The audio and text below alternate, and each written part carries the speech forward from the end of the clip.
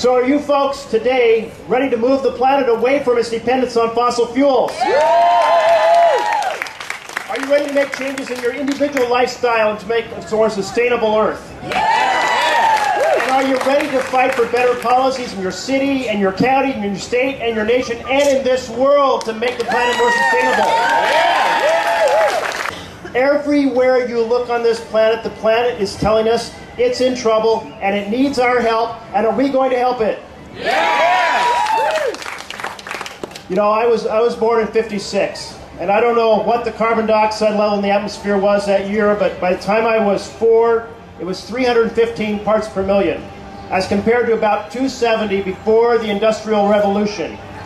By 1970, it was 325. By 1980, 340. And today, it's 390. 390. Now, 350.org inspired or organized this gathering, and there's a reason for that number, because 350 represents that the chemistry of the atmosphere matters, and if we have more carbon dioxide than that, and proportionally other global warming gases like methane, then the planet's going to trap more heat, and we're going to have terrible consequences to our environment. So it's our job to take this increasing curve that is now up to 390 and take it back to 350. It's something well worth putting our life into. Let's fight for 350 and return it in our lifetime. Are taken forward when we cut our addiction to fossil fuels. And we can do it together. And creates jobs right here in America. From solar and wind and geothermal and wave energy, we can do it. Asking yourselves, what am I doing? Does it even matter if I go to this event? And even if I do go to this event, what is this event? How can it even begin to make a dent in this issue? Because there's this internal dialogue that we have. I'm too small, I'm too young, I'm too insignificant, I'm too whatever to really make a difference, and it debilitates us and keeps us from seeing the possibilities in front of us. And yet you're all here through all that. And you're clearly committed to something bigger than yourselves and clearly committed to a solution to get us back to 350. And for that, I commend you and thank you. You've heard already that there are 188 other countries right now doing this exact same thing, coming together for the same purpose. You are today part of a huge global grassroots movement. Citizens all over the world are concerned, are passionate, scared even, and motivated and inspired most of all, and most importantly, to do whatever it takes to create a healthy and livable future for all of us, to move away from our dependence on fossil fuels, to be the masses to tell Congress that things need to change.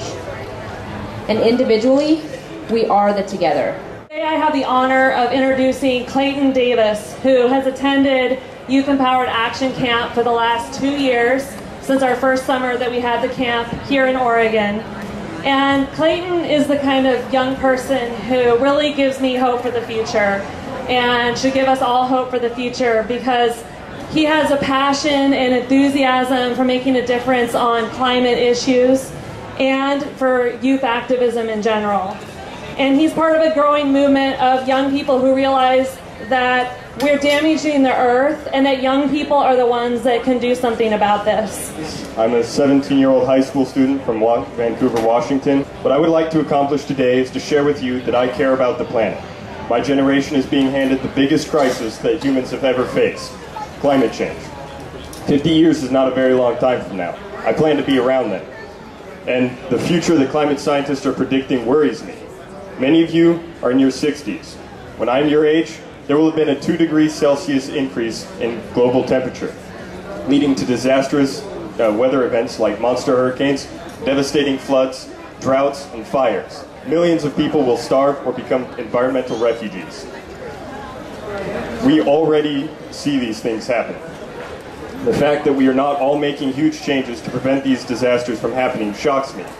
My peers and I are the ones who will have to live with these problems long after the adults making these decisions are gone. Instead of looking forward to the promise of my future, I'm worried that I'll be trying to clean up a mess that most adults aren't willing to deal with.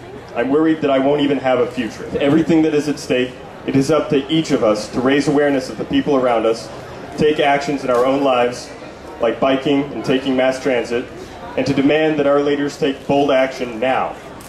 Like most people, I try to keep from wasting energy and polluting. Polo's family was expelled from Indonesia, granted asylum in the Netherlands, then resettled in Oregon. He's a West Coast and Southeast Asia activist, lawyer, a fellow in the International Court of Justice in The Hague. Polo is a contributor to the Asian Reporter, The Oregonian, and Oregon Public Radio. Polo is the author of Counterculture, Immigrant Stories from Portland Cafe Counters.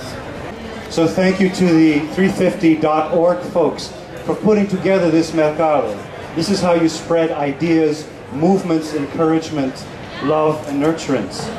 And then of course to Senator Markley, because without federal leadership, we can be pumping our bicycles or screwing in the squirrely little light bulbs, and really that won't be enough. It's too doggone late. It's too late. It takes federal policy to guide the huge economic engine of this nation to get us there. All over Portland, the last thing we think about as Asians, Africans, Arabs, Americano, Latinos, all the A groups, remember this? In my part of the world, last year, 1.5 million people lost their homes because the rains fell harder, more ferociously, and longer than our grandest grandma's memory ever. Fear Bios layer slid down and buried entire village. There's no sense in digging for them. There's no sense in digging for them. You only go there and pray for their souls as they all expired one last time together. This rain, these waves, even in Japan, right now 1 million people are being told to move, have never, ever, ever happened in our eldest memory. We know what this is about. Thank you so much. I'm Crystal Wabnam. I'm a community organizer with Opal Environmental Justice Oregon. And environmental justice is essentially safe and affordable access to the places where we live, work, play, and pray. Called the Campaign for a Fair Transfer, which is essentially looking at the issue of transit justice, right? And transit justice is essentially making sure that all people, particularly working class folks and people of color, have safe and affordable access to public transportation. Because we see that transportation is the key connecting mechanism between all of our survival needs. Everything from employment, housing, community, faith-based spaces, and food. And we found that our transportation sector is the #1 contributor to greenhouse gas emissions in the state. Emissions from cars and trucks account for the majority of air toxics in the Portland metro region. You all know why you care. You all are here because you care. But I will try to address some things and some perspectives that might help you touch somebody else. Because so often, even though we say we may care, or even though we're here and we act like we care, humanity acts like we don't care. Society acts like we don't care at all. And as you know, we have a history of raping the earth, a history of disregard for the environment, a history of unbounded consumption. Is when voices are listened to, people are loud, they can say, not in my neighborhood, not here, we're not going to dump that toxic waste here, we're not going to do that here. What we decide to do, as long as it doesn't impact us, will impact somebody else, but we don't care. It's not in our backyard. It's in someone else's. And I'm going a roundabout because I want to talk about environmental justice. And it's based on climate change because that impacts the world and it impacts people. Most badly affected are those that are the most vulnerable, with the least power politically. So why we care ethically is that we don't want to harm our community, but we want what is best for the common good. The common good, okay? Or whatever. We're here for the common good of the whole universe, the whole earth, the whole universe for that matter. Look at creation. Look at this globe, the earth, and say, it is a gift from my Creator. And not all of you are faith-based, but many of you are, and there's many faiths involved in this movement. Don't mistake that. We have to spread that word. We have to say everything we do makes a difference. Forests of northern Alberta, Canada provide habitat and sustenance to numerous plant and animal species and give the world a natural carbon sink. All forests rid carbon dioxide from our atmosphere. Carbon dioxide, as I'm sure everybody here knows, is responsible for climate change. Oil and other fossil fuels are the source of carbon in our atmosphere. With the unchecked use of oil, our carbon level is at 390 parts per million and rising, way above the safe level for life on Earth, 350. We need to use less oil. Everybody today has been saying that. Companies and investors make money from oil. Companies eliminated 55,000 square miles from Alberta, extracting the tar sands oil. From a thriving forest ecosystems, the companies created a wasteland the size of Florida to get that oil that contributes to the climate crisis. The company's plan is to build the newest tar sands pipeline, the Keystone XL. These pipes are to be laid from Alberta, Canada to Texas refineries near the Gulf of Mexico. It's a bad plan. The companies want to construct the Keystone XL pipeline through America's heartland, through farm, wild areas, and the precious Ogallala Aquifer, a water source for 8 states. Stop worrying. Stop worrying, thinking these big oil companies are too big. They're unstoppable. I like to remember the unstoppable government-supported institution of slavery was halted by small groups of moral people. We have a small group right here, and we're moral. With our voices, emails, phone calls, letters, we must tell the President and tell him soon. His decision is coming in November as we hear it.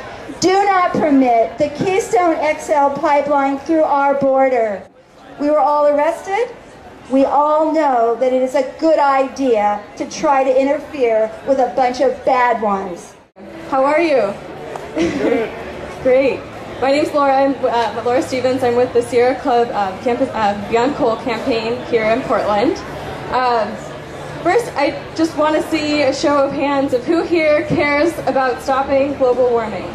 Great. Everyone. Now keep your hands raised. Now, who here has heard that now coal companies want to export tens, if not hundreds of millions of tons of coal from the U.S. abroad, further exacerbating the climate? And yet, coal companies want to undermine all of this progress that we've made and export 10, 15, 20 times as much coal as we burn here in Oregon and Washington. They want to export that abroad. But it's also a bad idea because we would have coal trains, 20, 30 a day, rolling right through our backyards. There are 6 coal export terminals proposed right now for Oregon and Washington. And these coal trains would all come through the Columbia River Gorge, through Portland, through Vancouver, through a number of other communities in the Pacific Northwest, spewing diesel pollution, toxic coal dust, which we know is linked to asthma and lung cancer. There's a Sierra Club Beyond Coal Task Force that meets regularly and is campaigning to stop this very dirty coal export project proposal. It's not a luxury. It's not a choice. It's a responsibility. It's a duty to our children, a duty to this planet. So let's move this planet away from fossil fuels, fight for 350, and build this movement across the globe. Thank you very much for being here today.